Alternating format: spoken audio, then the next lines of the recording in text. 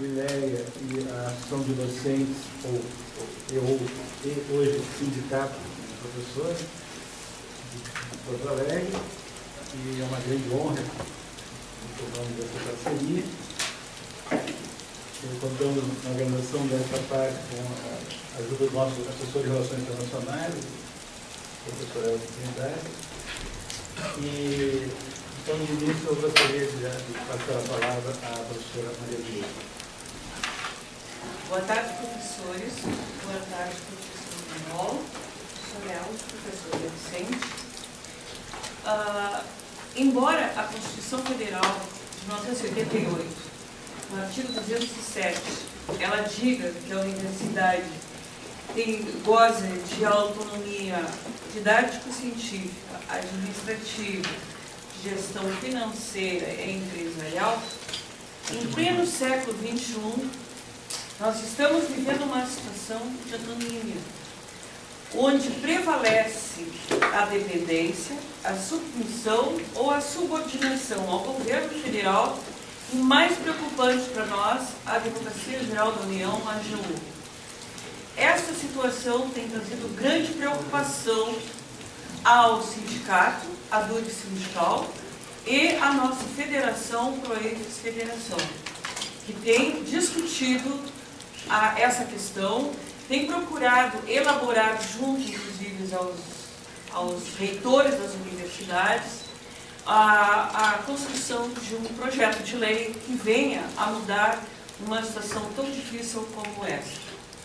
Bom, nós entendemos que a autonomia universitária, ela não se reproduz como era no passado. Então, quando nós ouvimos como era a autonomia em tal lugar, nós não esperamos, nós, do sindicato, que ela venha a se reproduzir. Assim como nós, quando ouvimos que tal ou tal universidade tem autonomia, nós sabemos que aquela autonomia não necessariamente poderá ser reproduzida na nossa instituição.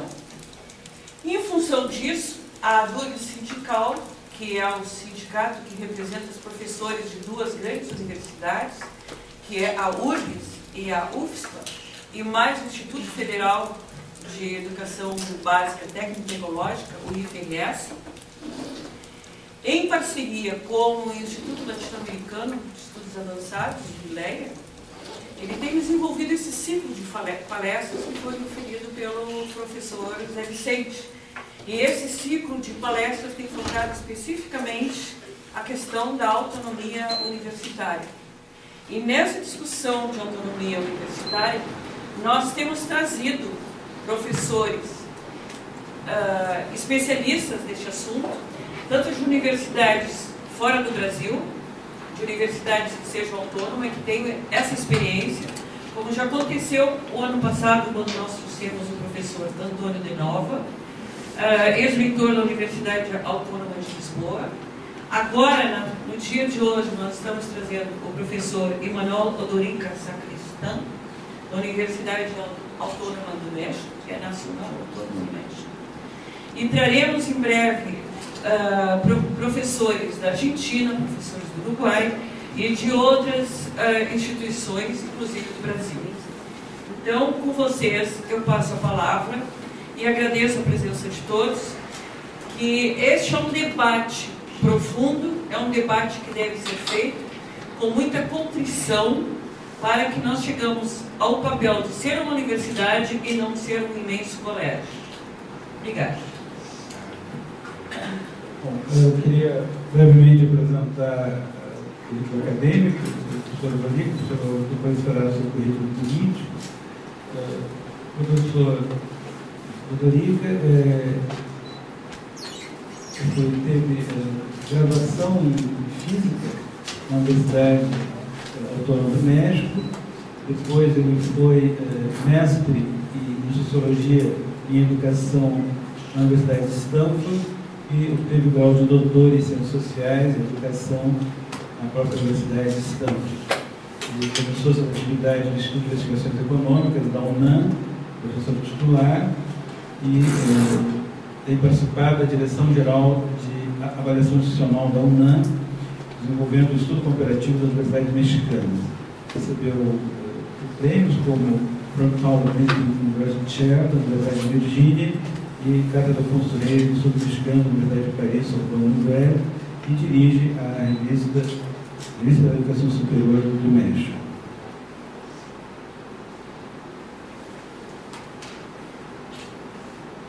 Bom, boa tarde. Minha saudação ao nosso convidado, professor Imanol Dorica, ao nosso diretor, o ILEA, o professor José Vicente Tavares dos Santos, e a nossa cara e elegantíssima presidente da Associação e Sindicato dos Docentes da UFRGS. Bom, eu queria simplesmente agregar alguns elementos, porque o José Vicente contou uma parte, eu diria, mais recente da experiência desse professor enquanto acadêmico. Só que, como muitos de nós, ele tem uma história muito importante dentro da esquerda mexicana. Ele foi... Primeiro, ele tem uma origem que já é uma marca, no caso do México, que são os exilados da Guerra Civil Espanhola, onde houve um grupo importante que foi do México, criou o Colégio do México, criou a Fundo de Cultura Econômica.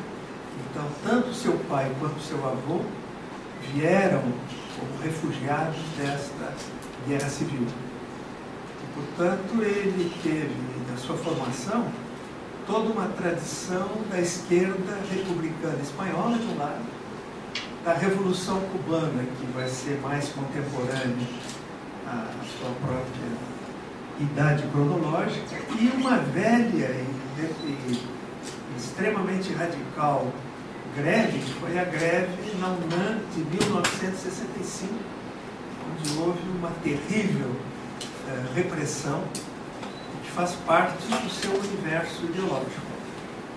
Bom, ele, por sua vez, que nasceu em 58, na Cidade do México, ele vai ser líder estudantil na década de 80. Em 1987, ele vai ser o orador do Conselho Estudantil Universitário, uma grande reunião que vai se realizar no Zócalo, que é aquela praça central da Cidade do México, e que vai já projetá-lo como líder estudantil. Em 1900, mais adiante, ele vai ser representante estudantil no Conselho Universitário, onde ele se tornou muito conhecido pela defesa que ele fará da educação superior pública, dos direitos estudantis, da democratização da universidade.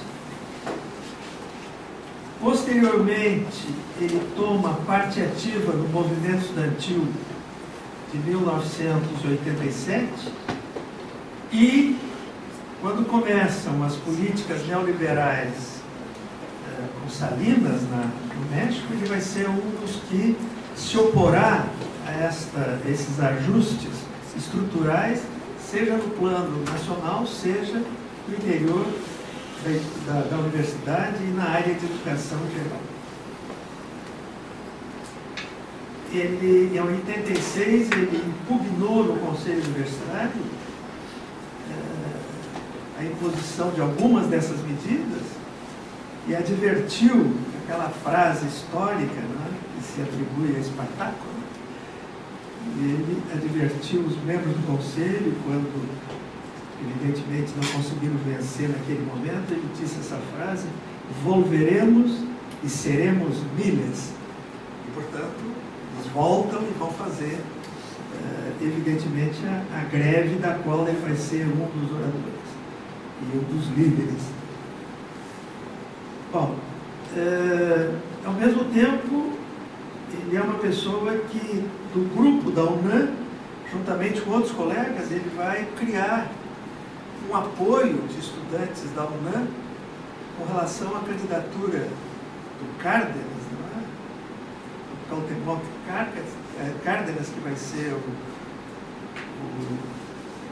governador do Distrito Federal. Primeiro presidente, Primeiro presidente e logo governador.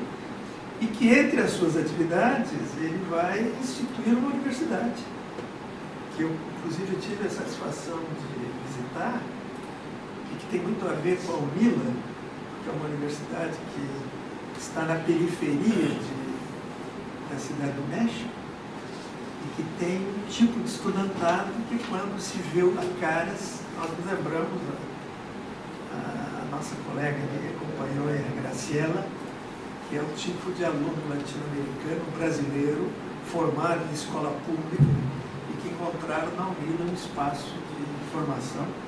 E eu que recentemente tive a oportunidade de participar das primeiras formaturas, eu pude constatar ao vivo e a cores o quanto eles cresceram intelectualmente e se tornaram profissionais que estão indo de volta aos seus países para terem um papel social e político importante e, obviamente, nas diferentes áreas de conhecimento. Mais adiante, de 2002 a 2006, ele será o representante do pessoal acadêmico do Conselho Universitário da UNAM e também vai, em 89, continuando a ligação dele com o Cárdenas, participar da formação do Partido da Revolução Democrática, o PRD, e depois, observando o pragmatismo, um certo oportunismo, entre aspas, desse partido no poder, ele rompe com o partido e volta para a sua posição original. Então vocês veem que se trata de alguém que teve, até com participação em revistas de esquerda importantes, uma militância muito forte.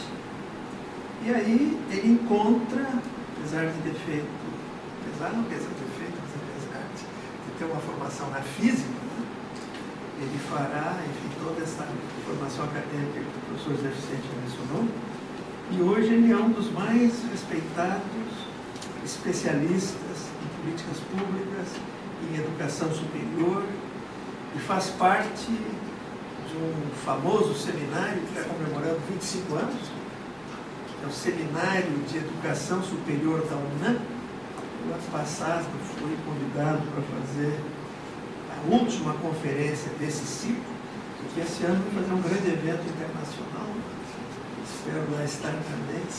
E certamente, isso é um drama para nós todos, é uma das poucas instituições que ainda preservou um grupo que trabalha sobre o tema da educação superior. No resto da América Latina, houve uma hegemonia de um grupo de direita, como sabemos, do Brunner, no Chile, que hoje virou palavrão falar nele, né? Que começaram a fazer a crítica da política da concertação durante a transição democrática do Chile. E ele foi um dos responsáveis, e depois da mobilização dos estudantes, ele acabou virando palavrão. Ele é um intelectual respeitável, embora as posições que nós conhecemos. No Brasil era o Simão Schwartz, havia um outro argentino contemporâneo da Graciela, era o Jorge Balan. E quem mais? No México havia Roland Kent, etc. Este grupo também se dispersou. Agora está o vácuo de novo que nós tentarmos reconstituir este espaço, e ele, uma das suas missões em termos latino-americanos, junto a Claxo e junto a nós, que temos um pouco essa tradição, de tentar retomar este grupo, um grupo que teve um papel importante, para que nós possamos de novo ter um protagonismo nesse processo, sobretudo agora que em muitos países as universidades estão em crise e que salvo o Brasil entrará também nesta rota nos próximos anos. Portanto, eu queria só complementar, foi um pouco longo, mas a riqueza do personagem merece esse destaque que eu tentei dar. Muito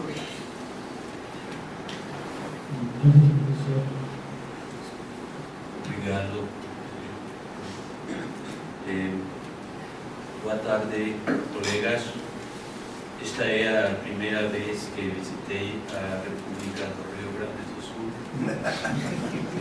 Quero agradecer a José Vicente Tavares, Elio Trindade, a la profesora María Luisa presidenta del sindicato, Instituto Latinoamericano da Universidade, pelo convite para estar aquí, por esta oportunidad de discutir sobre autonomía y otras cuestiones importantes para as nossas universidades da América Latina.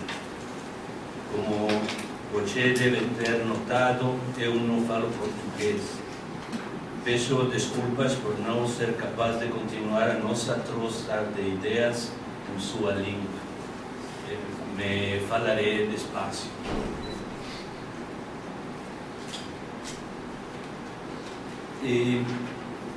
Históricamente no está claro desde qué momento podemos empezar a hablar de autonomía de las universidades.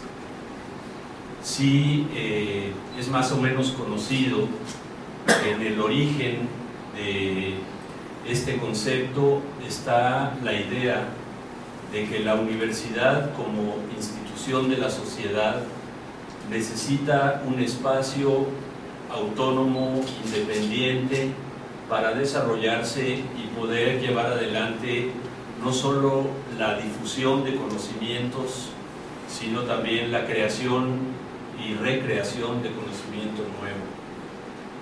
En una larga historia que tiene desde el siglo XI hasta nuestros días, la universidad ha pasado por periodos muy largos de sujeción a la Iglesia Católica, a las monarquías europeas, a veces a ambas, como en el caso de la Universidad de México, real y pontificia.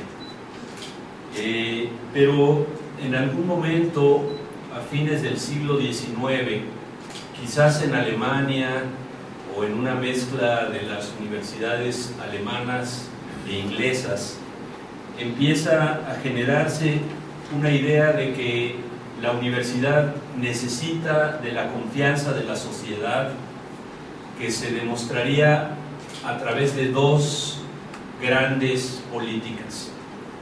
Por un lado, era necesario evitar que las universidades como instituciones, para poder sobrevivir, tuvieran que depender económicamente de las necesidades de empresas, grupos comerciales, actividades económicas.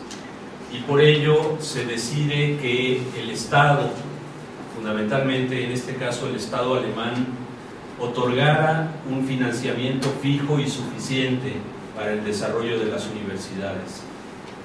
Esto a su vez generaba un peligro, que era hacer que la universidad pasara a depender del Estado mismo, de la fuente de recursos económicos. Entonces se desarrollan en ese contexto las ideas de autonomía como un estatus jurídico entre la universidad y las instituciones estatales, como una forma de establecer en un momento dado los mecanismos de relación entre universidad y Estado que permitían a la universidad un conjunto de libertades para investigar y para enseñar sin ninguna limitación. Por supuesto que este es el ideal de autonomía. Esta es la noción general que poco a poco fue permeando a las universidades, instalándose en distintas universidades del mundo, pero que de manera muy particular toma en América Latina una fuerza enorme que quizás no tiene en ningún otro lugar del mundo. Con la reforma universitaria de Córdoba en 1918 se genera en casi toda América Latina, y llama un poco la atención que parece que este movimiento que se genera se salta a Brasil, ¿no? O da la vuelta por las fronteras brasileñas. Un movimiento que va a ir permeando al conjunto de Argentina, Chile, Paraguay, Uruguay, Perú, Venezuela, hasta llegar a México. El movimiento tarda cerca de 10 o 11 años. El último país en donde las universidades adquieren autonomía, o donde la primera universidad que adquiere autonomía es la última de América Latina, es en México con la Universidad Nacional Autónoma de México en 1929. Sin embargo, se venía discutiendo el tema de la autonomía ya en México desde 1887. La universidad en América Latina vivió un proceso muy intenso de cambios, donde la idea de autonomía estaba asociada a un conjunto de tareas de la universidad que tenían que ver con el desarrollo autónomo e independiente de las naciones, con la posibilidad de que la universidad jugara un papel transformador en los diferentes países de América Latina, en que ya veían en Estados Unidos una enorme potencia que iba a colocar el desarrollo de las distintas naciones latinoamericanas en condiciones de una enorme dificultad.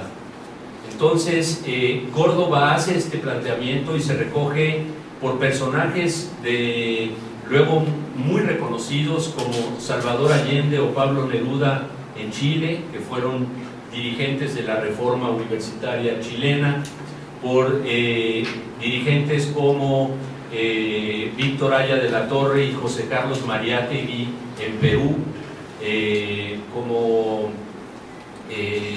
Miguel Ángel Asturias en Guatemala, después Premio Nobel de Literatura, o como el caso del estudiante cubano Julio Antonio Mella, fundador de la Universidad Popular, del Partido Comunista, de sindicatos y finalmente exilado y asesinado en México.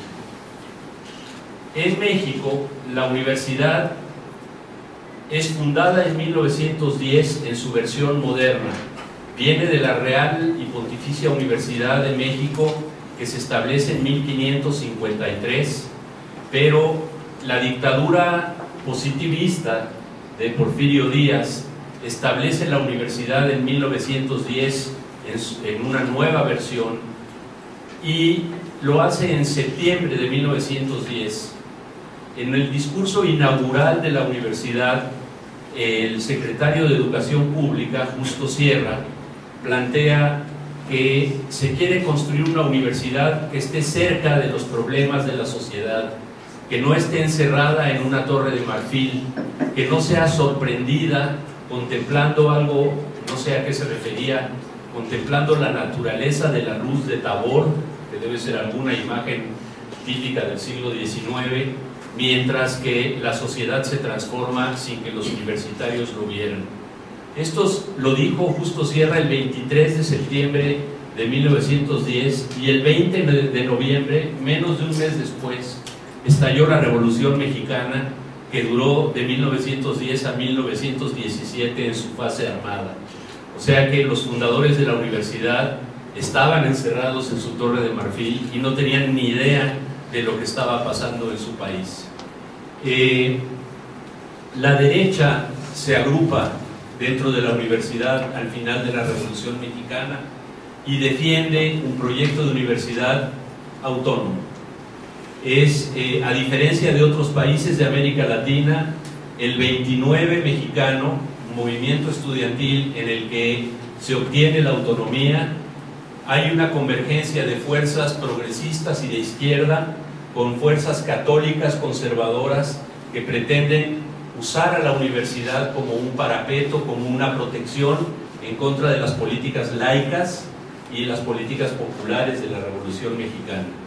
Y se le da así a la universidad la autonomía y un estatus establecido en la Constitución Federal, que la Cámara de Diputados del país establece, también haciendo una ley orgánica de la Universidad Nacional.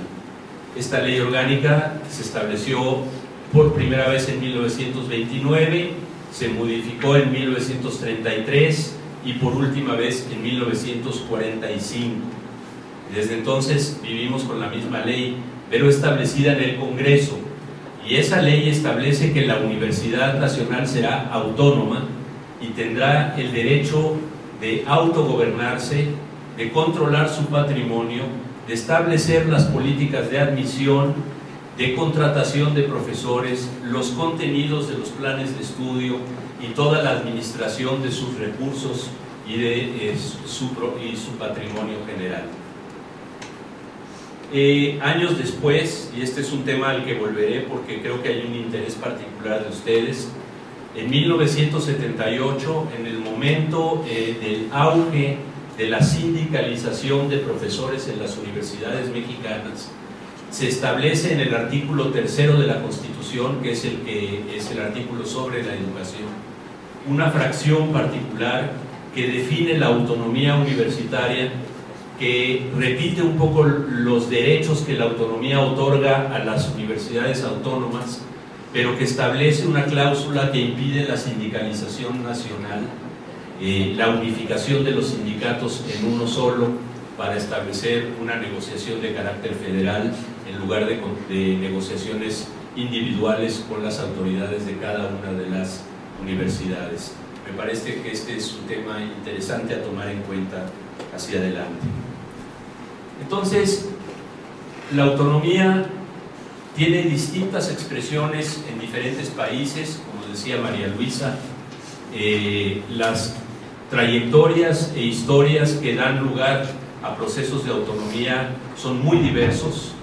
En Estados Unidos las universidades se reivindican como autónomas, pero nunca van a encontrar ustedes una universidad que se llame Universidad Autónoma de California o Universidad Autónoma de Massachusetts, ¿no? En todo caso son universidades estatales, y ellos hacen una separación de dos términos, lo que llaman libertad académica por un lado y autonomía por el otro, y en donde han puesto el centro de atención en el tema de la libertad académica más que en el tema de la autonomía. Este asunto lo voy a discutir después. En Europa quizás es en la Europa del Sur, España e Italia, donde hay una tradición autonómica más fuerte. Sí hay la Universidad Autónoma de Madrid, por ejemplo, que reivindica en el nombre de la institución su naturaleza jurídica. En Italia también, pero creo que en esta tradición de autonomía, América Latina quizás tiene la trayectoria más clara y la reivindicación más explícita de la autonomía como elemento constitutivo de la universidad. Sin embargo, son los norteamericanos los primeros que empiezan a teorizar el tema de la autonomía, y no es hasta 1971 que Robert Verdall se pregunta sobre el tema de la autonomía y lo define como el poder de una universidad para gobernarse a sí misma sin controles externos. Incluso llega a decir: las universidades autónomas son estados dentro del Estado, y define un elemento que creo que es muy importante para ayudarnos a entender la condición de autonomía, en donde habla de que hay una autonomía sustantiva y una autonomía procedimental. Se refiere a la autonomía sustantiva a la definición del proyecto universitario, las líneas estratégicas de desarrollo, los proyectos de fondo, de investigación, de docencia, y procedimental a lo que son las formas de administración más cotidianas. Esto le da una posibilidad de jugar con una noción de que lo importante es lo sustantivo y en lo procedimental es posible hacer ciertas concesiones sin que la autonomía esté en demasiado riesgo. Pero recuerden que esto está escrito a principios de los años 70. En 1980, Daniel Levy,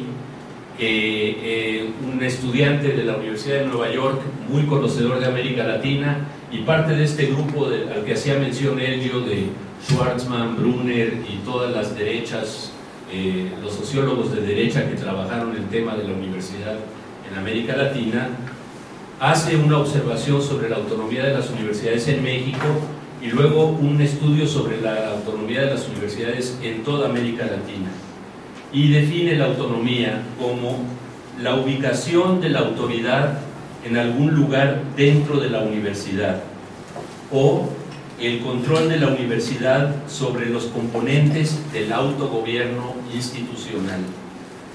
Él va más adelante y en lugar de hablar de autonomía sustantiva y autonomía procedimental, Levy señala que hay tres ámbitos de autonomía. La componente académica, que es la que permite establecer planes y programas de estudio, líneas de investigación, proyectos de desarrollo. La autonomía financiera, en la que tenemos que tener mucho cuidado, al señalar que se refiere a la gestión de los recursos públicos que recibe la universidad. Porque hoy las derechas en América Latina hablan de otro tipo de autonomía financiera, sobre la que voy a hablar más adelante, que es la idea de que la universidad consiga sus recursos en donde pueda y entonces la dejamos que sea completamente autónoma. No les damos nada, no les pedimos nada.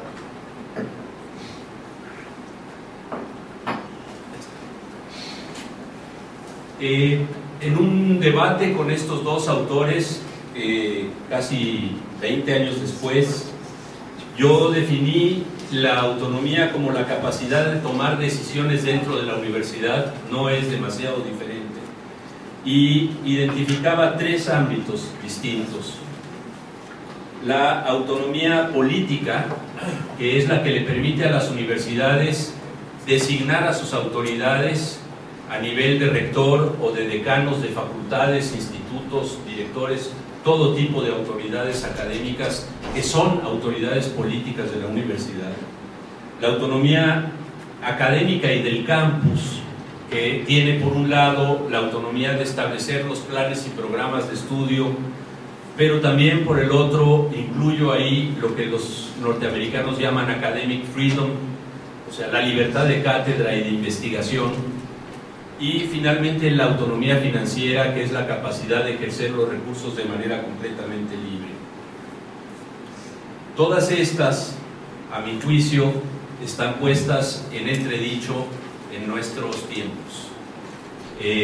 No basta con que la universidad sea declarada autónoma, no basta con que exista una ley que diga que la universidad tiene el derecho a autogobernarse.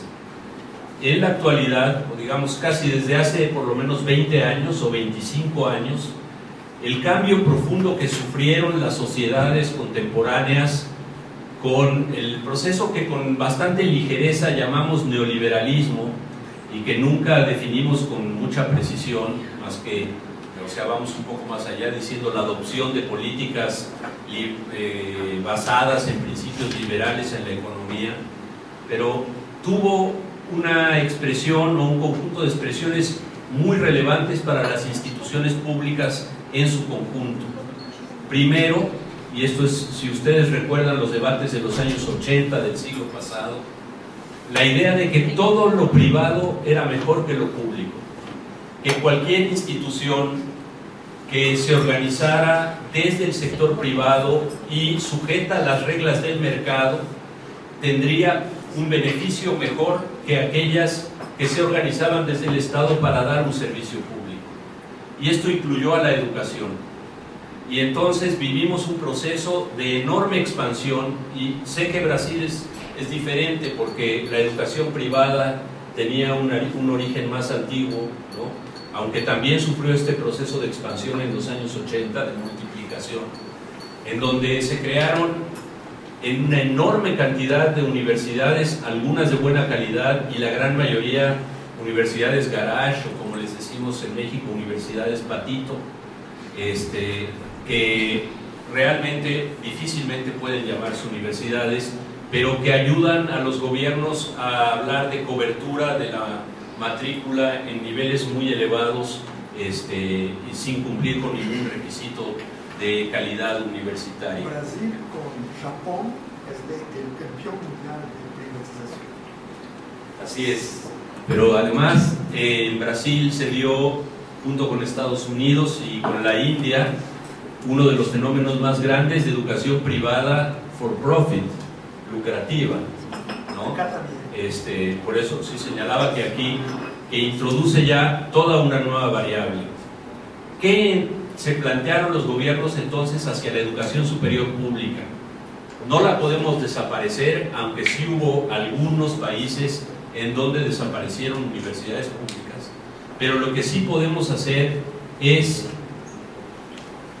transformar la confianza que dio, la confianza social que se tuvo sobre la universidad en una profunda desconfianza de lo que se hace en las universidades públicas.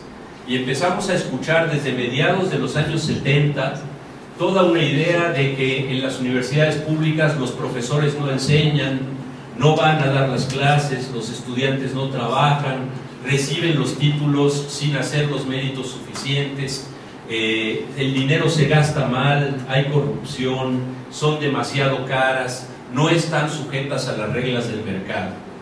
Entonces existió para todas las universidades públicas, autónomas o no, una enorme presión política para establecer mecanismos de rendición de cuentas y para la adopción de formas de comportamiento de mercado dentro de las universidades.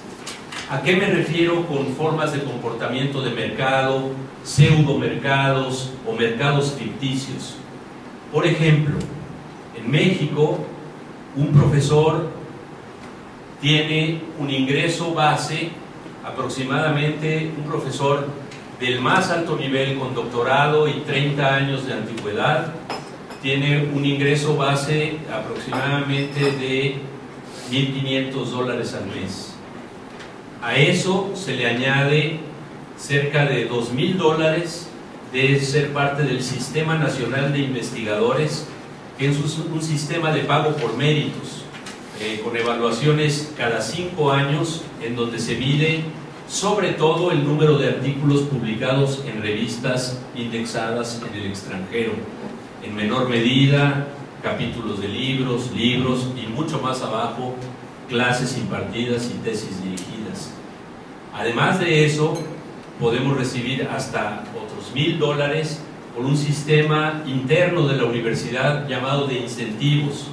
El programa de incentivos de la UNAM tiene el acrónimo PRIDE, pero si lo leemos en inglés es trágicamente Pride. Entonces se supone que deberemos estar muy orgullosos de tener un sistema como ese.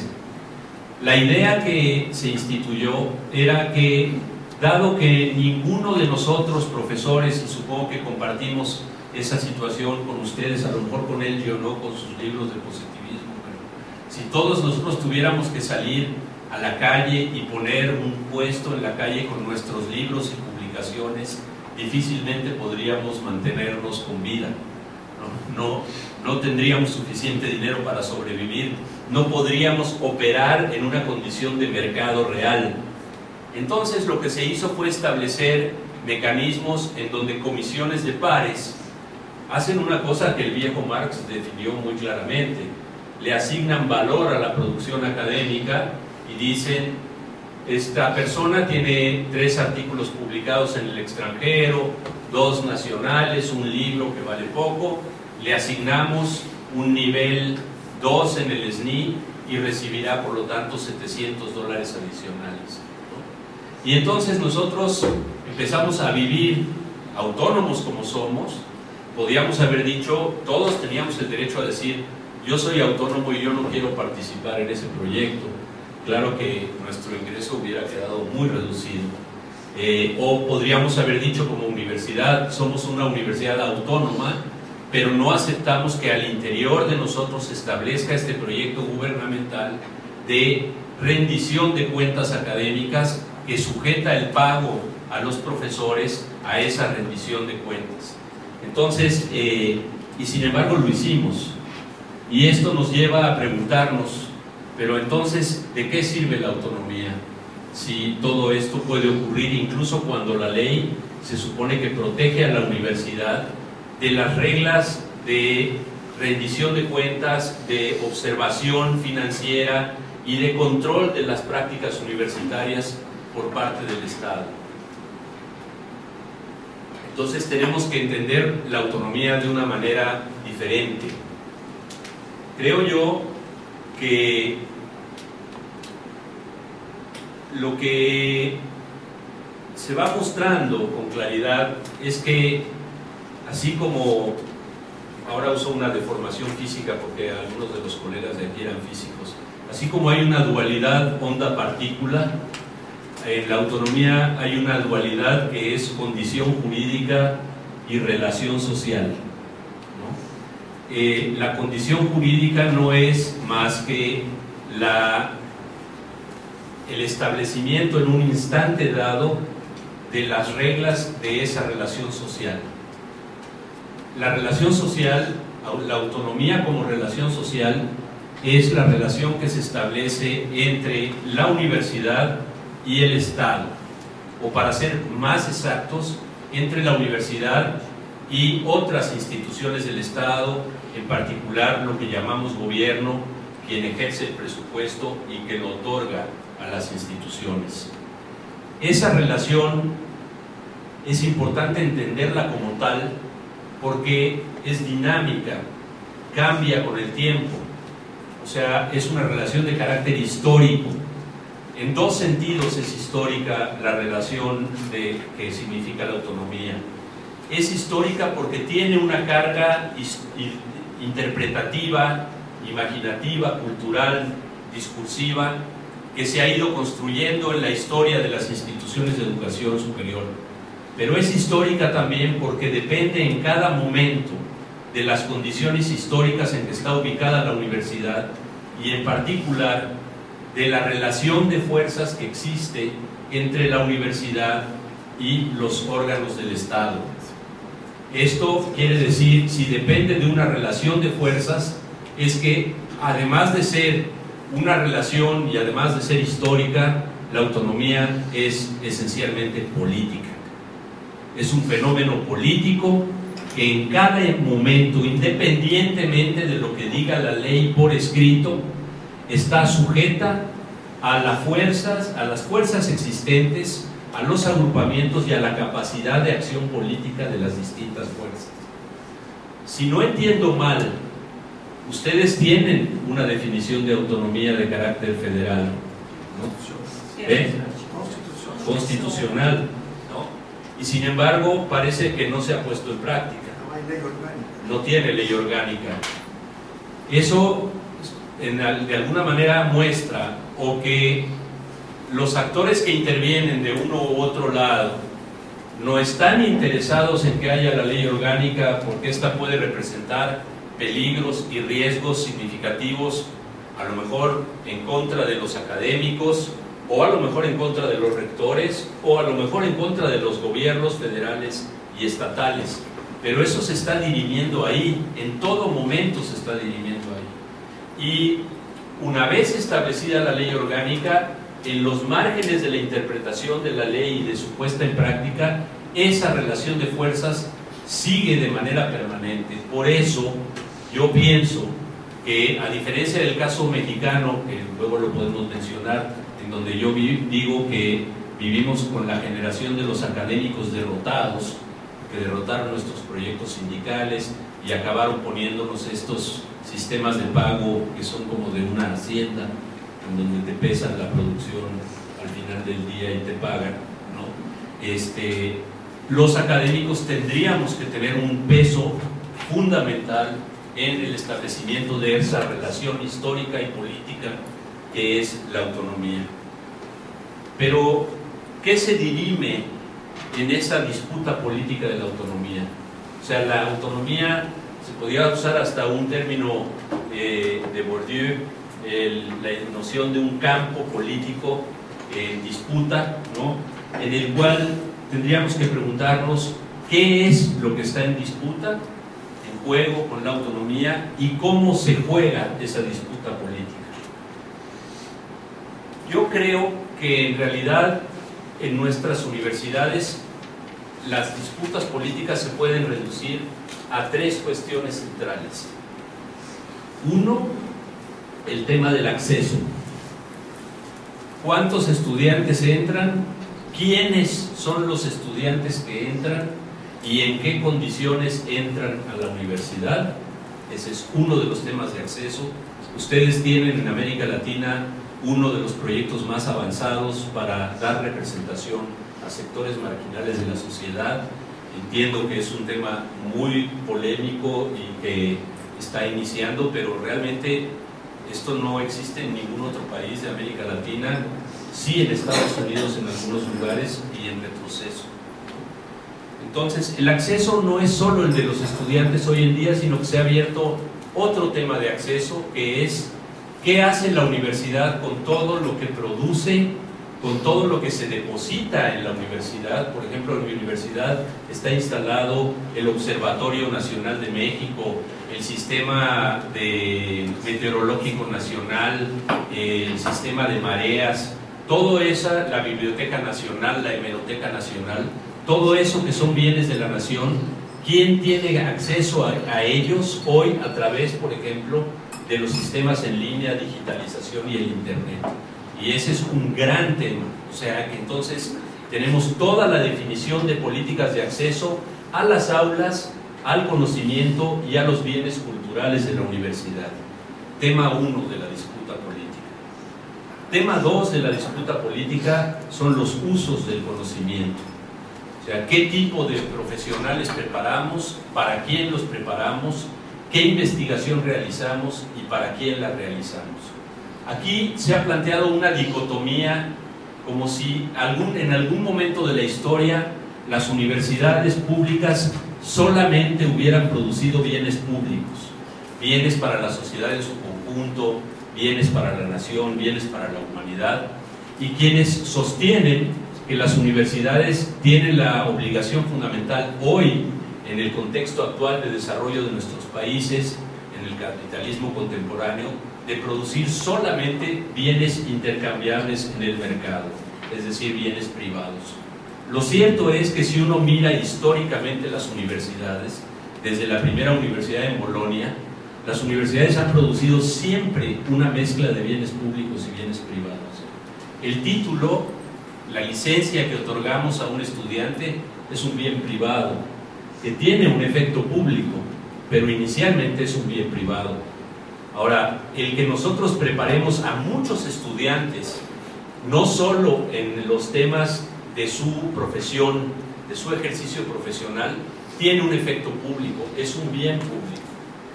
Las áreas de investigación quizás son más fáciles de definir. Si haces una investigación para Embraer, probablemente es claramente una investigación que tiene un efecto privado, pero hay investigaciones sobre problemas de salud, la chinche de Chagas, las picaduras de alacrán en México, una gran cantidad de investigaciones que nadie financiaría si no fueran pagadas por el Estado y con la intención de beneficiar a la sociedad, porque no va a haber ningún rédito económico como producto de eso. Y creo que el reto de la universidad hoy, en ese ámbito de disputa, está en lograr establecer un equilibrio adecuado entre la producción de bienes públicos y privados en un contexto en el cual la presión política general en todo el mundo es que las universidades maximicen la producción de bienes privados, rentables, intercambiables en el mercado, y que le den a las universidades ingresos, esto que se llama ingresos propios, ¿no? Por servicios, por consultoría, por investigación. El tercer tema de disputa dentro de las universidades es la asignación de recursos, tanto en la relación con el gobierno, cuál es el subsidio o financiamiento que recibimos del gobierno federal, del gobierno estatal, cuáles son las enormes presiones que hay, no sé si aquí las hay también, pero en muchos países, para aumentar las matrículas a los estudiantes, para obligar a los estudiantes a pagar buena parte de la educación que reciben. Y también en el ámbito interno de las universidades, a qué proyectos se les asignan más recursos. Por ejemplo, nosotros, creo que la mayoría, formamos parte de áreas abandonadas, las humanidades, las ciencias sociales, frente a las ingenierías, la biotecnología, las ciencias de la información, estamos generalmente en una condición secundaria, si no es que incluso más postrada que esto que he señalado. Casi adicionalmente podríamos decir que las universidades intervienen de procesos políticos más generales en momentos históricos concretos. Pero creo que en estos tres grandes temas podríamos concentrar aquellos elementos de disputa política, no solo que se dan en los momentos de auge de las movilizaciones estudiantiles, sino los que se dan casi de manera cotidiana en nuestros consejos universitarios, en el nombramiento de autoridades, un rector más proclive a hacer políticas de inclusión social para los estudiantes, puede haber otro que venda exactamente lo opuesto, que mantengamos una universidad meritocrática, en donde solo entren aquellos con masculino, por supuesto, que tengan los méritos suficientes, el conocimiento, la preparación, este viejo argumento universitario que nos permea tanto que a veces nosotros no lo creemos, que en realidad nosotros estamos aquí porque sabemos más que otros que están en otros lados. Ahora, una última parte es que me parece muy relevante por una condición comparativa de la autonomía en el mundo. ¿En qué niveles se da la disputa por la autonomía? La disputa por la autonomía se da primero en el nivel instrumental, diría Weber, en el de las leyes, en el de las normas establecidas, en el de las relaciones de poder más inmediatas, la asignación de recursos y presupuestos. Ahí se juega la autonomía. No cabe duda que si se abriera la discusión de la ley orgánica de autonomía en Brasil, habría una disputa temática específica para ver cuáles serían los contenidos y orientaciones de la ley. Ese es un primer nivel de disputa política alrededor de la autonomía. El segundo nivel es el que se llama de control de agendas o también de exclusión temática, que es una forma de ejercicio de la disputa política.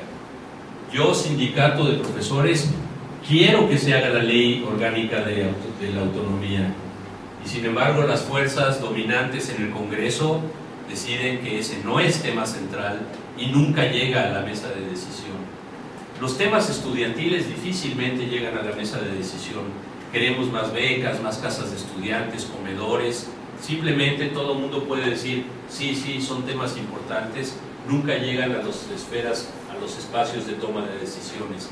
El control de la agenda de los temas que se debaten en cada una de las universidades y en los sistemas de educación superior es un tema central en el ejercicio de la autonomía. Y por último, me parece muy relevante el tema de la hegemonía. ¿Cómo entendemos a la universidad? Y en este nivel priva la noción de que las universidades, y esto sigue vigente, autónomas o no, las universidades no son para todos. Las universidades son espacios de élite, espacios de estratificación social, a los que se llega por méritos, que establecen, quizás con errores o con problemas, pero en general abren sus oportunidades y sus puertas a cualquiera que haga los méritos suficientes para llegar a la universidad. Todas las universidades tienen la historia de un niño pobre que viene de la sierra y es un indígena y pasa y estudia Derecho y se convierte en presidente de la República, ¿no? Esta es la historia de Benito Juárez en México, ¿no? Pero para tratar de mostrarnos que es un problema de voluntad, que sí se puede, que no es un problema de clases sociales o de marginalidad por sexo o por etnia, sino que en realidad esto está sujeto a una visión de universidad. La libertad de cátedra es parte de esa imagen hegemónica de la universidad. La no politización de la universidad es parte de esa visión hegemónica de la universidad. Cada vez que hay un movimiento estudiantil, inmediatamente el rector o el gobernador o el presidente de la República dice intereses ajenos a la institución, que tienen una orientación política, detrás de los cuales hay actores que generalmente son partidos, pero también pueden ser sindicatos, porque los sindicatos son estas organizaciones horribles que tienen intereses particulares, que no necesariamente son parte de la universidad. Todo esto forma parte de un control hegemónico y de cuáles son los proyectos que se busca que las universidades desarrollen. Espero que esto haya sido suficientemente claro, aunque un poco telegráfico. Voy a terminar tratando de atarlo en el contexto que se está viviendo en el mundo hoy. En Europa hay una corriente muy fuerte que desde los Países Bajos, en un centro que ha sido muy importante para la creación de todo el proyecto de Bolonia, que se llama CHEPS, que está planteando que en los últimos años en toda la Unión Europea ha habido un movimiento que incrementa la autonomía de las universidades. Hay varios análisis y estudios que señalan que una vez que las universidades han adoptado el New Public Management, las nuevas técnicas de la administración, es preferible darle a la universidad mayor autonomía, menos control desde el Estado, para que la universidad haga con eficacia lo que el Estado espera que la universidad haga. Nosotros en América Latina estamos en general viviendo un fenómeno completamente diferente, que es los estados nacionales están exigiendo intervenir en las universidades, llaman a procesos de rendición de cuentas, hacen auditorías financieras a las instituciones, hacen auditorías de desempeño académico.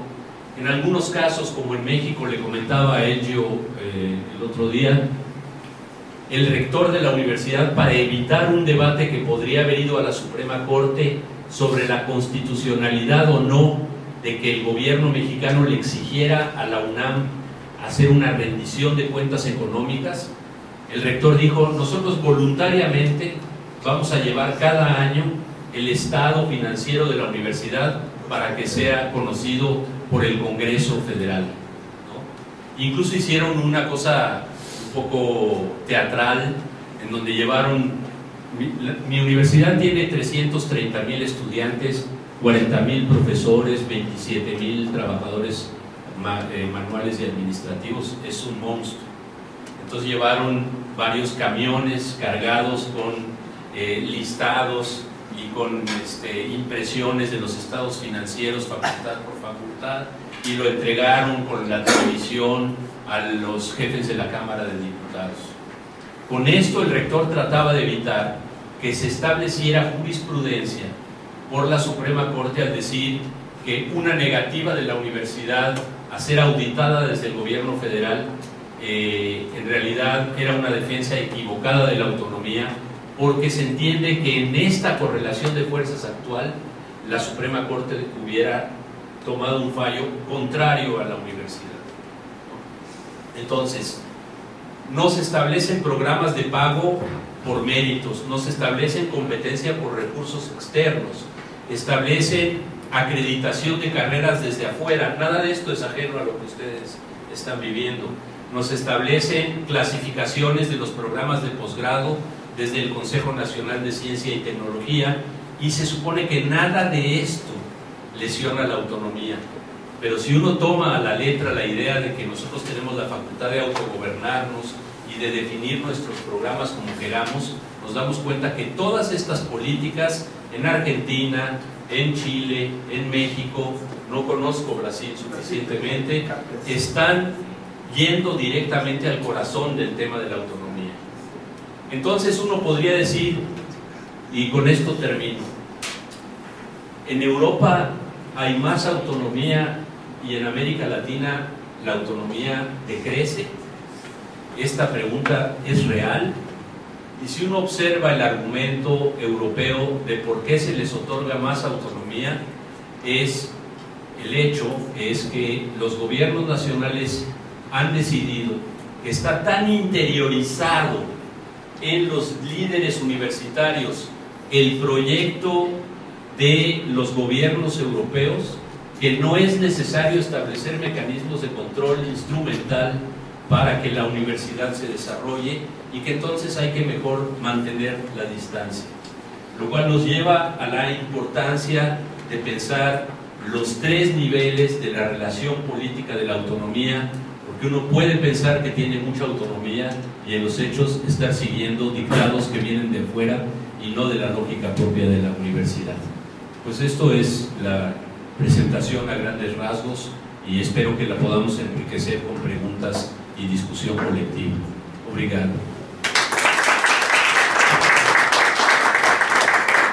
Então temos tempo para perguntas a respeito do espanhol, inglês.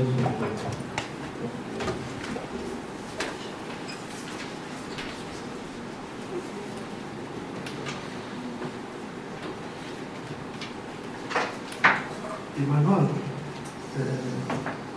talvez tu pudieras hacer una pequeña explicación sobre este libro que es tan importante y tan desconocido en América Latina, que se llama El capitalismo académico,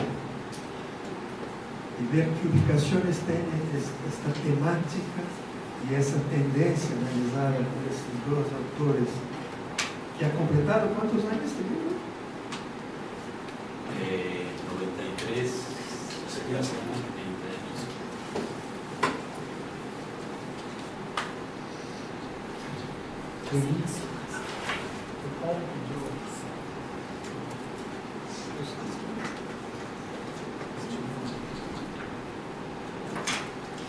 Posso fazer uma pergunta? Em primeiro lugar, eu vou tentar trabalhar quando uno discute universidade em contexto latino-americano, CLACS e outros organismos, há uma certa redução, que o grande problema da universidade seria que há privatização nos países, principalmente de pós-grado. E creio que a gente de Hispanoamérica não conhece a realidade, seja de México, seja de Brasil, onde é verdade que 75% dos matriculados são universidades privadas, mas bem em faculdades privadas. A escola pública é grande, tem 100 universidades, importante número de estudantes e docentes. Então, eu pergunto se não se poderia dizer que, em verdade, é bastante complexa a relação da universidade pública e universidade latino-américa. E uma outra pergunta é como estamos discutindo em Brasil há 20 anos, como se dá a eleição dos dirigentes, rectores e diretores, não? Então, eu me perguntaria como é assim na Universidade de México.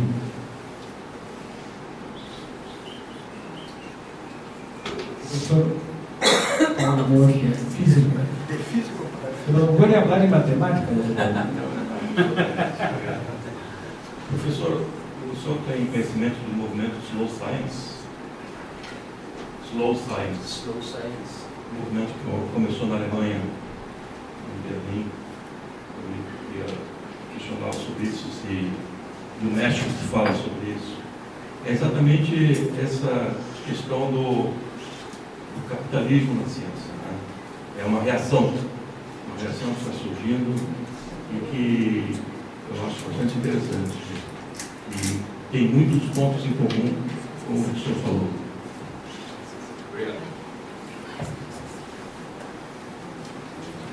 Depois voltamos ao segundo rodada. Bueno, en 1993, Sheila Slaughter y Larry Leslie escribieron este libro paradigmático que se llama El capitalismo académico. 5 o 6 años después, Sheila Slaughter y Gary Rhodes, su colega de la Universidad de Arizona, escribieron un segundo volumen del capitalismo académico.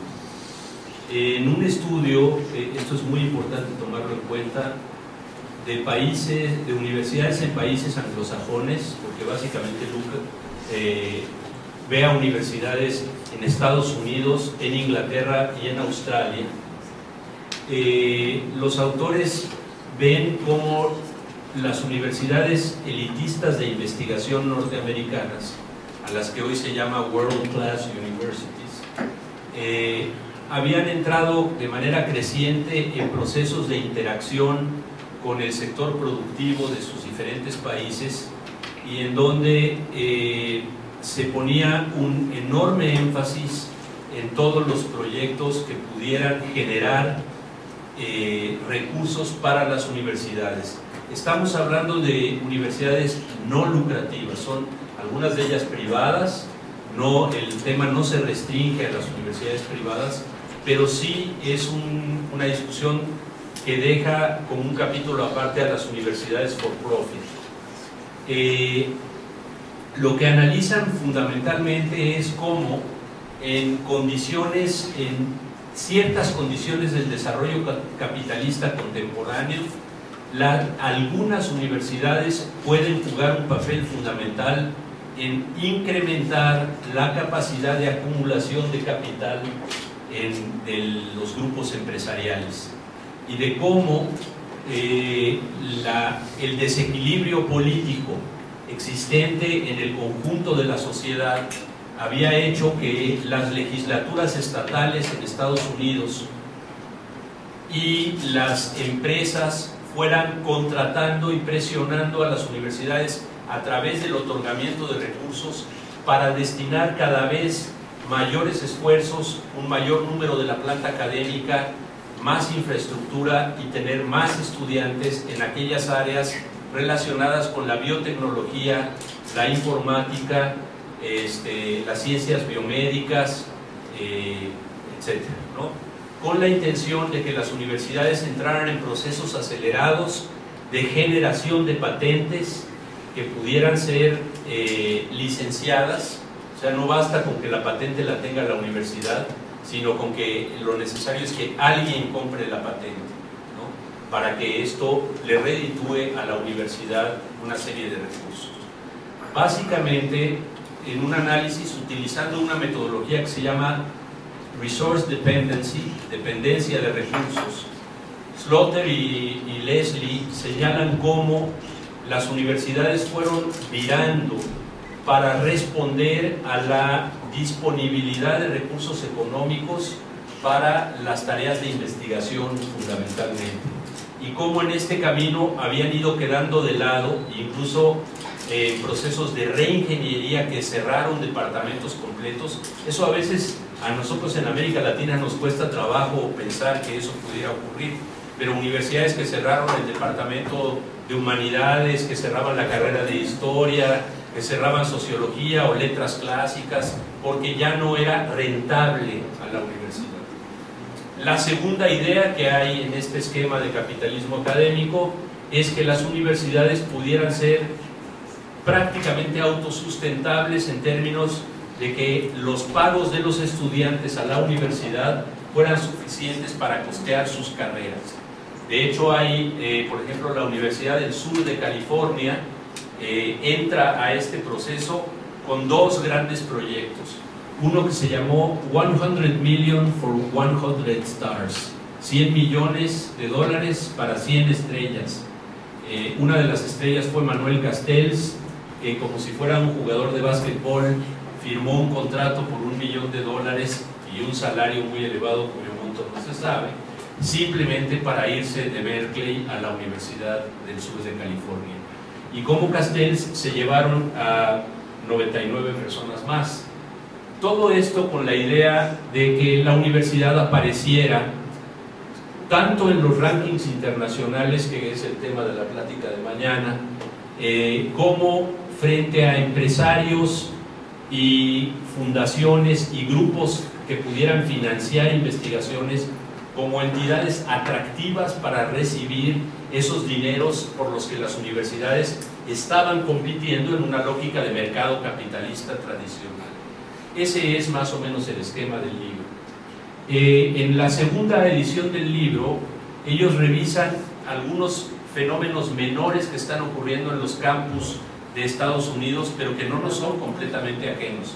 Por ejemplo, la afiliación de los campus con una de las grandes marcas deportivas, ¿no? Entonces, Stanford es un campus Nike, pero además Stanford es un campus Pepsi-Cola. O sea, en el campus no puedes beber una Coca-Cola porque no hay.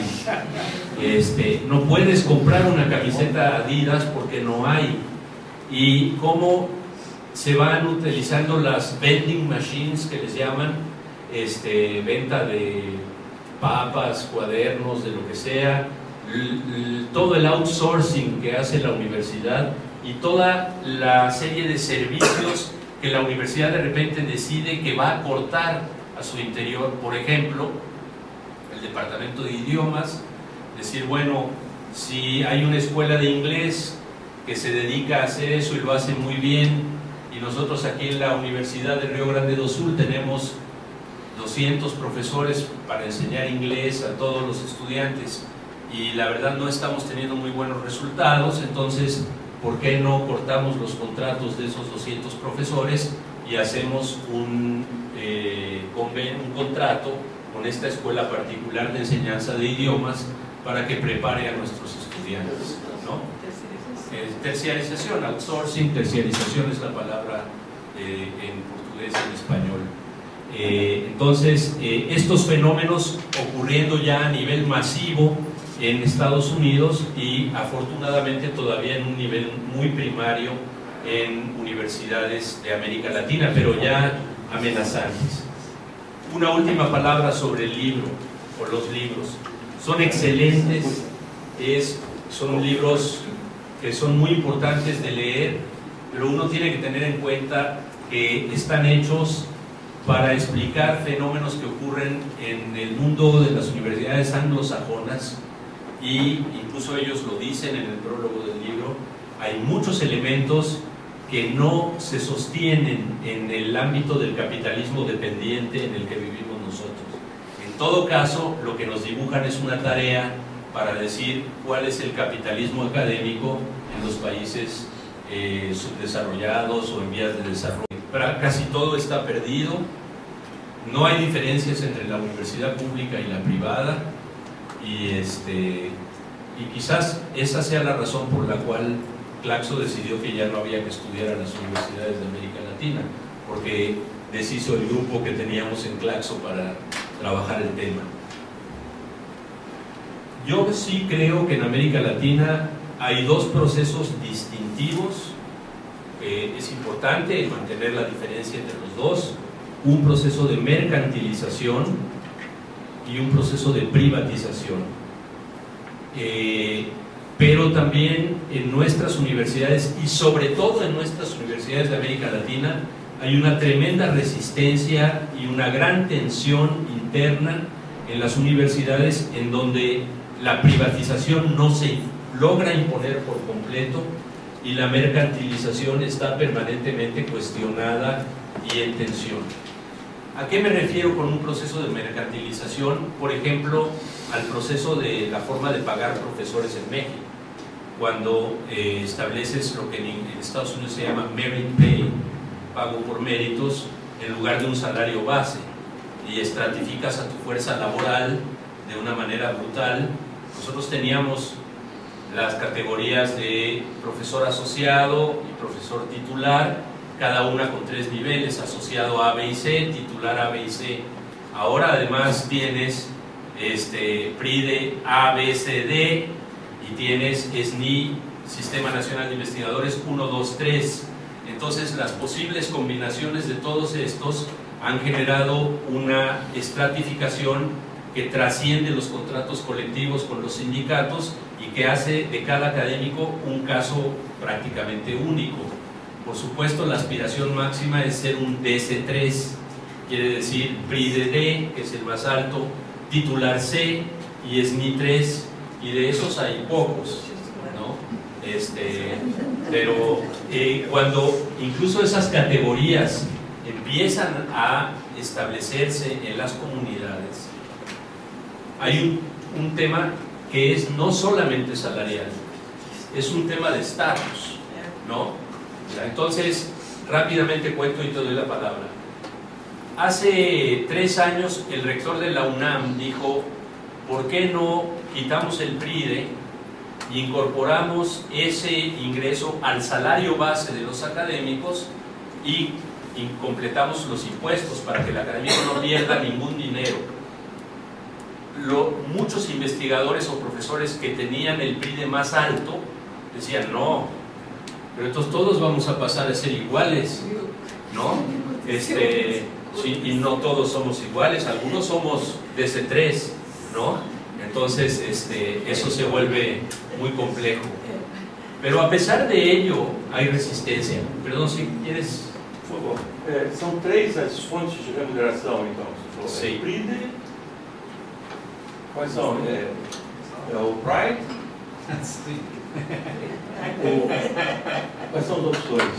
El salario base de la Salário universidad, base e o outro... el Sistema Nacional de Nacional, Investigadores. isso eu queria saber, não é da universidade. No, Esse sistema contempla todas as universidades mexicanas. Tá? O sea, Não, é isso.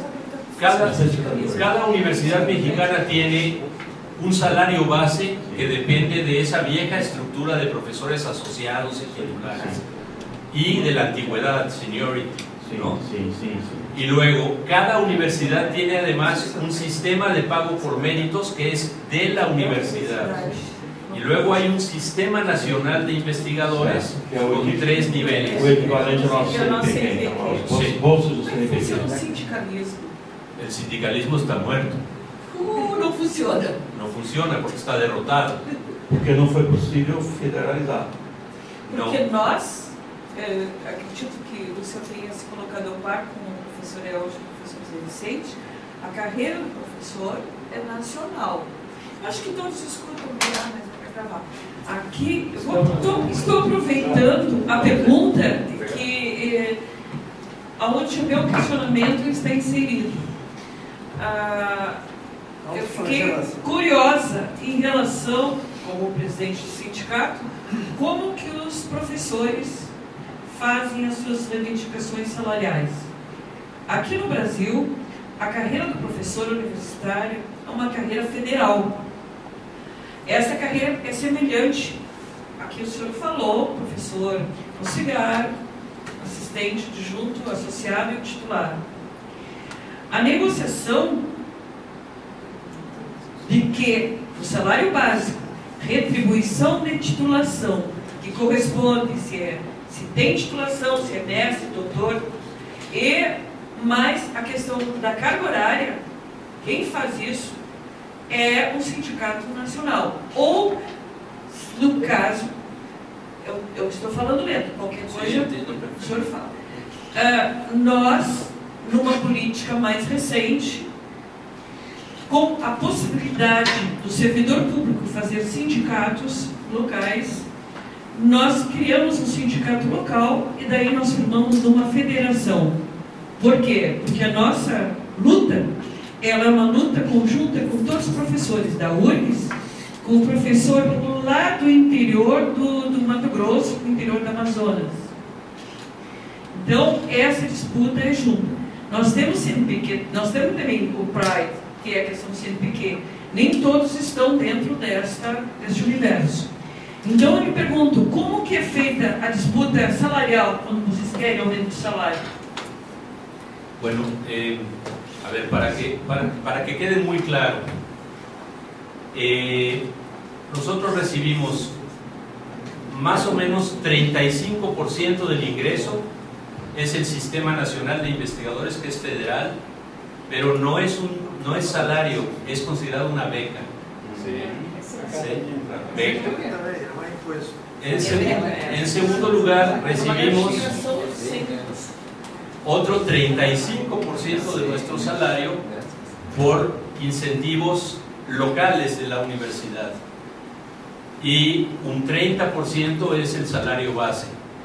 El sindicato solo negocia ese 30%. Sí. Pero ¿en qué condiciones? O sea, todo esto pasó a partir de 1985. La sindicalización de profesores en México empezó en el año 73, más o menos. En 77, el sindicato más importante de profesores, que era el de la UNAM, fue derrotado con la entrada de 10,000 policías para romper la huelga de los profesores universitarios. El sindicato agrupaba a los profesores de tiempo completo, fundamentalmente. Lo que hizo las autoridades de la universidad junto con el gobierno fue crear muchas plazas de profesores temporarios por horas y entonces votaban en condiciones de igualdad. Y después de la entrada de la policía se hizo un recuento nacional y ganaron un sindicato, y esto es muy típico de México, un sindicato de profesores controlado por las autoridades. Se llama Sindicato marrón.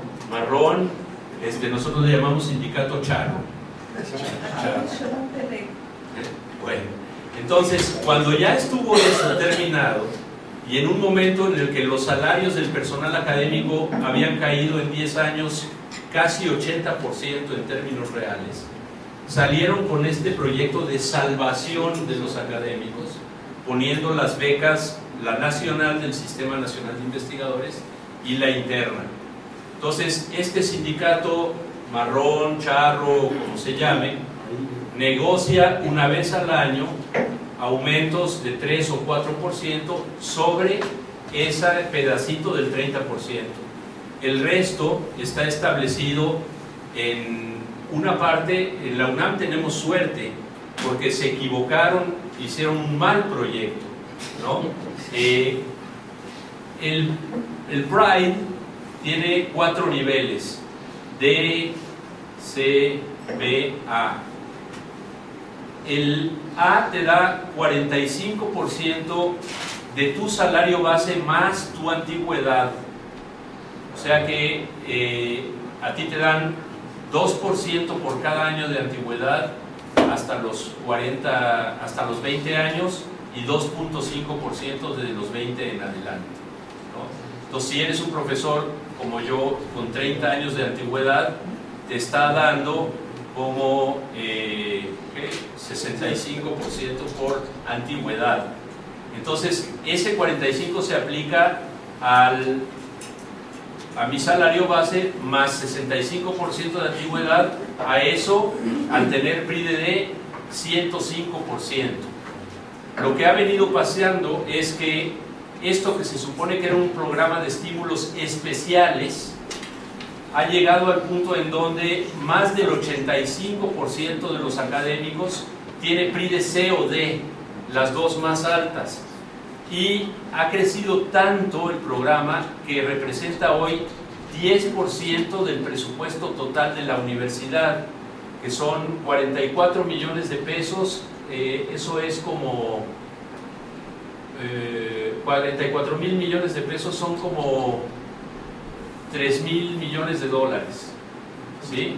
Entonces, como 300 millones de dólares gasta solo el proyecto del Pride. Entonces ahora están asustadísimos, porque lo que ha pasado es que ningún profesor se jubila, ¿no? Nadie se jubila, porque cuando tú te jubilas, pierdes el Sistema Nacional de Investigadores y pierdes el PRIDE, y hay una cantidad fija de jubilación, ¿no? A los jóvenes no les interesa ingresar porque es muy bajo. ¿Sí? Es muy bajo para los jóvenes. Entonces, la situación llegó a ser tan extrema que hace 2 años la rectoría de la universidad puso en práctica un sistema adicional de jubilación, donde la universidad te da, además de los $1,000 que es la jubilación fija para cualquier profesor, haya sido lo que haya sido, siempre y cuando cumpla 30 años de antigüedad, más de 65 años, puedes bajar de estar ganando con todo y todo $6,000 de repente a bajar a 1,000 y perder el seguro médico, ¿no? Entonces nadie se jubila. Literalmente profesores que murieron en el aula, ¿no? Mas não há uma idade em que há uma obrigação de aposentar? Sí, hay una edad que son los 65 años. Se puede continuar con permisos especiales, pero nadie lo aplica porque las autoridades de la universidad saben que es condenar a los profesores a una situación muy, muy difícil, ¿no? Entonces, ahora dan una cantidad adicional, dan el seguro de gastos médicos mayores y te dan un contrato de 2 horas con la universidad que te permite mantener el SNI, el Sistema Nacional de Investigadores. Entonces, hasta el resto de nuestros días, nosotros, es que no sé si el SNI de CAPE sea igual para ustedes, No. pero nosotros vamos, entregamos en un sistema en línea como ustedes, cuánto publicaste y todo así, pero México es un país muy desconfiado, entonces tienes que poner una caja en donde pongas todos tus libros, artículos. Por cierto, necesito una carta que diga que vine a dar una conferencia aquí para que me la valgan, todo así, porque se parte del supuesto de que todo es inventado. Ah, la filmación, perfecto.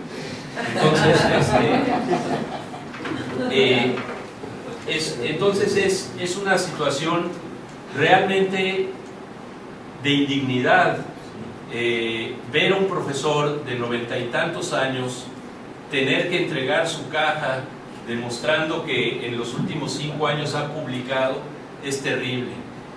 Con este programa se logró la jubilación en 2 años consecutivos de 450 profesores de tiempo completo, y con esos 450 profesores eran tan caras sus plazas, se pudieron hacer 600 nuevas plazas para jóvenes académicos, a los cuales además se estableció un programa para jóvenes académicos para darles una cantidad, porque es la edad en la que uno necesita más obtener dinero, porque tienen hijos chicos, están comprando una casa, cualquier cosa, y entonces hay un apoyo. Se está empezando a resolver, pero este es el problema que creó la idea del pago por méritos por fuera del salario base, ¿no? Entonces implica, por eso hablaba yo al mero principio de que somos una generación de académicos derrotados, porque derrotaron nuestro proyecto de reforma universitaria en los años 70, derrotaron a nuestro sindicato también a finales de los años 70, y luego nos impusieron este sistema de pago por pedacería, digamos, o a destajo se podría llamar, que tiene implicaciones diversas en el tema, ¿no? Entonces, así de complejos son los temas de privatización y mercantilización, pero también así de complejas son los temas de resistencia explícita o no de los académicos, y que han impedido que las universidades, por lo menos en los países que conozco, en Chile, en Argentina, en México, se vayan completamente hacia la privatización. Entonces, acabamos de vivir hace 2 años movimientos estudiantiles gigantescos en Chile y en Colombia. En Colombia no se conoció tanto, pero fue más grande incluso que el movimiento chileno, para evitar incrementos de matrículas, privatización del gasto por alumno y el establecimiento en Colombia de las instituciones, las universidades for profit. Se prohibió en la ley, porque el movimiento ganó la demanda de que la Universidad de Phoenix y el grupo Silvan y todos estos grupos que operan muchos aquí en Brasil no pudieran entrar, ¿no? Entonces creo yo que es importante que yo la conclusión que sacaría de ahí es que necesitamos empujar colectivamente a espacios como Flaxo para establecer un grupo amplio de académicos latinoamericanos que estemos pensando el tema de la universidad, y reuniones de los sindicatos y todo un espacio para discutir este tipo de temas, ¿no? Sobre la elección de directores y rectores, a nosotros nos encanta, sé que no es perfecto, pero ojalá estuviéramos como ustedes están aquí. En México funciona una junta de notables, se llama junta de gobierno, son 15 personas. Esas 15 personas las nombra el consejo universitario, que no es paritario, es un consejo donde hay, la mitad son decanos de escuelas y facultades, una cuarta parte son académicos y una cuarta parte son estudiantes, y ahí el rector propone, cualquier universitario puede proponer al siguiente miembro de la Junta de Gobierno, pero desde que se estableció este cuerpo en 1945, nunca ha ganado un candidato que no sea el candidato que propone el rector, ¿no? Entonces, es más, para ser más sencillo, nunca ha habido una votación en el Consejo en la que no gane el rector en cualquier tema. En la huelga que describió Elio, que ganamos nosotros, fue porque al rector no le quedó más remedio que llevar al Consejo Universitario las propuestas estudiantiles como si fueran de él para terminar con la huelga. Entonces ganamos, pero la votación a final de cuentas la puso el rector. Nosotros desde fuera, pero no ha habido un solo caso, y lo hemos intentado, de llevar un candidato diferente al candidato oficial para elegir uno de esos 15 que nombran a las autoridades. ¿Y cómo se nombran? Si viene, por ejemplo, el cambio de director en la Facultad de Ciencias, hacen una cosa que se llama auscultación, como si fueran médicos o algo así. Y esa auscultación, que no está definida de ninguna manera, puede ser a lo mejor por espiritismo o como quieran, deciden quién es. El rector, a través de la auscultación, decide 3 candidatos para ser decano de una facultad o de un instituto, y manda a esos 3 candidatos a la Junta de Gobierno. La Junta de Gobierno los entrevista y selecciona a uno de ellos.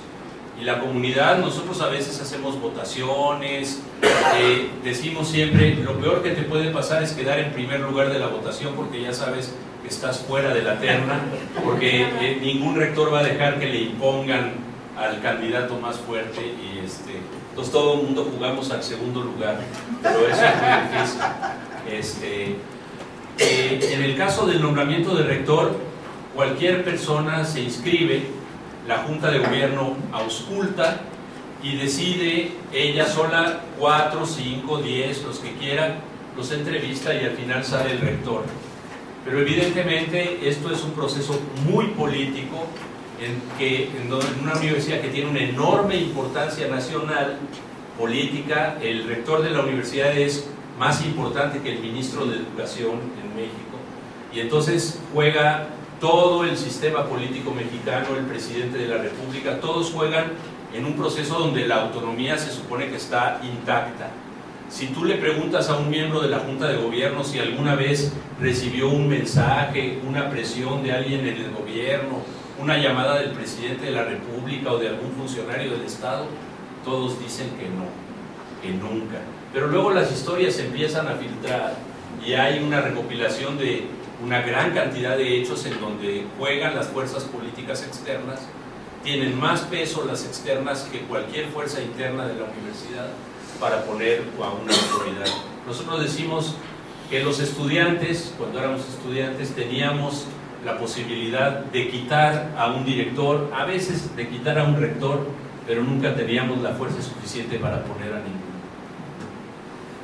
Bueno, no sé si expliqué bien lo de la carrera de profesor, lo local y lo nacional, ¿no?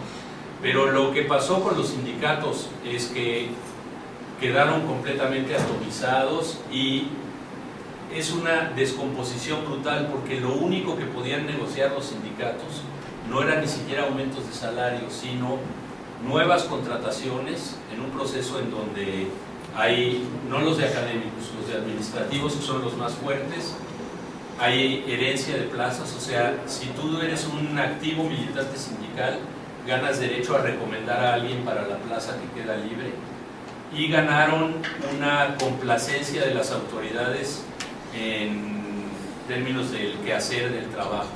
Entonces el sindicato acabó en su versión más economicista, con una burocratización tremenda, y yo sigo afiliado al sindicato, nada más a veces digo, para criticar a mi sindicato sin que me digan antisindicalista, pago una cuota del 0.1% de mi salario mensual, ¿no?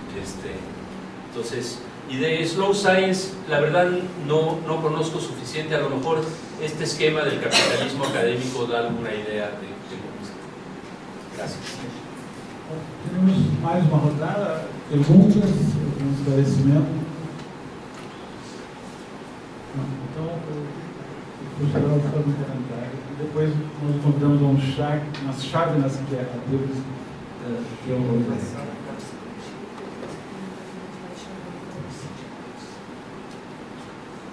Es más un comentario. Me acuerdo cuando hacíamos la huelga inspirada en Córdoba en los años 62, por ahí, havia uma frase que era um slogan: não se pode ter autonomia ou conceder a autonomia às universidades sem antes fazer a reforma, porque se consigue a autonomia na universidade sem a reforma universitária, a universidade se feudaliza. Então, essa ideia me parece que responde um pouco a esta contradição em la UNAM, que tem autonomia, que não ha hecho a reforma e, portanto, passa por situações muito particulares, para dizer el mínimo. O sea, yo diría que la experiencia mexicana muestra que hay una autonomía conservadora y una autonomía progresista o democrática. La autonomía conservadora es un pacto entre las élites de la universidad y los órganos del Estado para que los que dominan la universidad hagan lo que quieran con los dineros adentro de la universidad. La autonomía, desde la lógica de la reforma democrática de la universidad, está asociada a la democratización de las formas de gobierno y se plantea como objetivo el que la universidad pueda interpretar la realidad existente en el país e intervenir en ella desde una lógica independiente del gobierno, pero no es una autonomía para encerrarnos dentro de la universidad, sino para proyectar a la universidad hacia afuera. Ahora, ese es un tema también de la disputa política.